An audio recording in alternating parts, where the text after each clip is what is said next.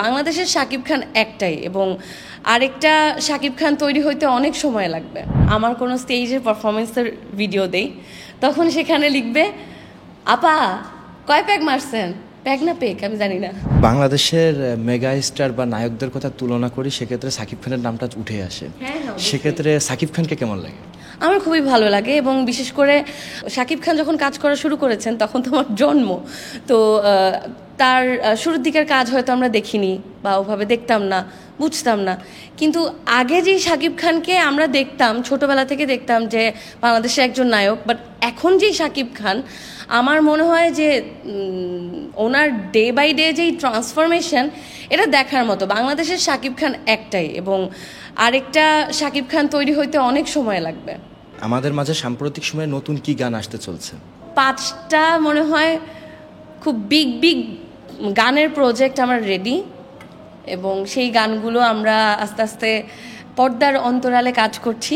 সঠিক সময়ে আপনারা এই গানগুলো শুনতে পারবেন। অনেক সময় দেখা যায় যে আপনার কমেন্ট লিস্টে অনেক ভালো কথাও থাকে, অশ্লীল কথাও থাকে, কারণটা কি? অনেক অনেক ভালো কথা থাকে। এটা আমি যারা আমাকে অনুপ্রাণিত করেন সবসময়, তাদের কাছে আমি সবসময় কৃতজ্ঞ। কারণ আমার কাছে মনে হয় যে এখন যুগটা এমন, সোশ্যাল মিডিয়া আমাদের ক্যারিয়ারের জন্য খুব ইম্পর্ট্যান্ট একটা রোল প্লে করে। আর আমাদের পার্সোনাল যে সোশ্যাল মিডিয়া, সেখানে কমেন্ট বক্সে আপনারা যখন ভালো ভালো কথা লেখেন, সেগুলো আসলে আমাদের জন্য খুবই মূল্যবান এবং ওই ভালো কথাগুলোই আসলে আমাদেরকে বাঁচিয়ে রাখে, আমাদেরকে আরো ভালো কাজ করতে উদ্বুদ্ধ করে। ওয়ালটন আবারো মিলিয়নিয়ার অফারে ওয়ালটন ফ্রিজ কিনে আপনিও হয়ে যেতে পারেন মিলিয়নিয়ার।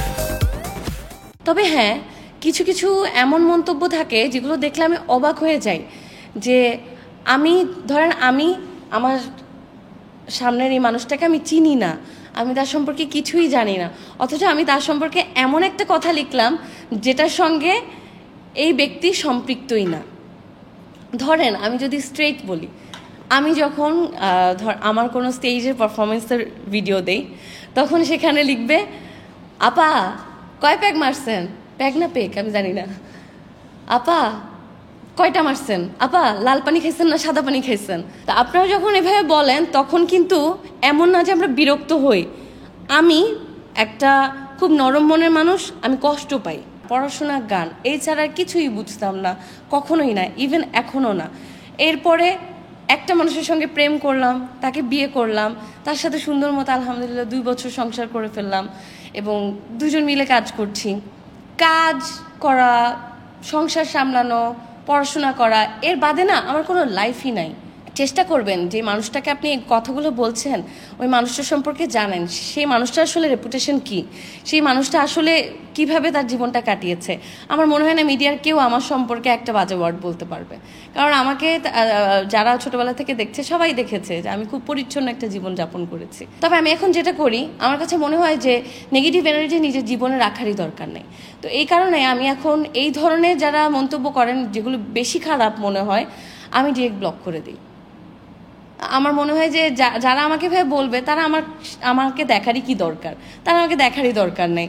আমি আমাকে যারা ভালোবাসে তাদেরকে নিয়ে থাকি, তাদের মাঝে থাকি, তাদের অনুপ্রেরণা নিয়ে ভালো কাজ করি, সেটাই আমার জন্য যথেষ্ট।